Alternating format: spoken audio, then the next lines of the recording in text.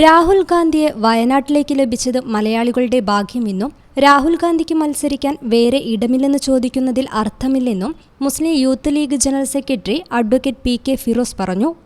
കാളികാവിൽ അറബി ഭാഷാനുസ്മരണ സമ്മേളനം ഉദ്ഘാടനം ചെയ്തുകൊണ്ട് സംസാരിക്കുകയായിരുന്നു അദ്ദേഹം.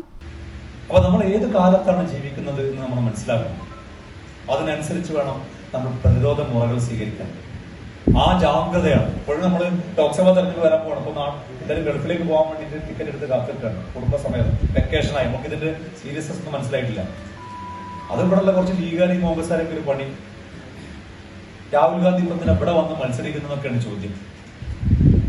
രാഹുൽ ഗാന്ധി ഇവിടെ മത്സരിക്കുന്നത് നമ്മുടെ ഭാഗ്യമാണെന്നും ആ മനുഷ്യൻ മാത്രമാണ് ഇതിനെതിരെ ഒറ്റ അയാളായി രാജ്യം മുഴുവൻ നടക്കുന്നത് എന്നുള്ള മറുചോദ്യം നിങ്ങൾ എന്തിനാണ് ഇവിടെ മത്സരിക്കുന്നതെന്ന് ശരിക്കും അവരോട് ചോദിക്കേണ്ടത്. എന്തിനാ ഈ ആനിരാജ ഇവിടെ വന്ന് മത്സരിക്കുന്നത്?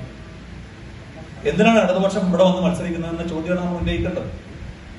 എന്നാൽ ചോദ്യങ്ങൾ അവർ ചോദിക്കുകയും നമ്മൾ ചോദ്യങ്ങൾ നേരിട്ടുകൊണ്ടിരിക്കുകയും ചെയ്യാണ്.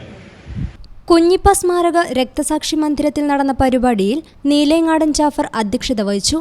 Usman Thamarath, Musthafa Abdul Latheef, P Khalid, K P Hydarali തുടങ്ങിയവർ പങ്കെടുത്ത് സംസാരിച്ചു. News bureau, Malappuram. ഞങ്ങളെപ്പറ്റി നിങ്ങൾക്കല്ലേ കൂടുതൽ അറിയുന്നത്? പരിശുദ്ധിയുടെ സുവർണ പാരമ്പര്യം. Hayath golden diamonds, Valanchery.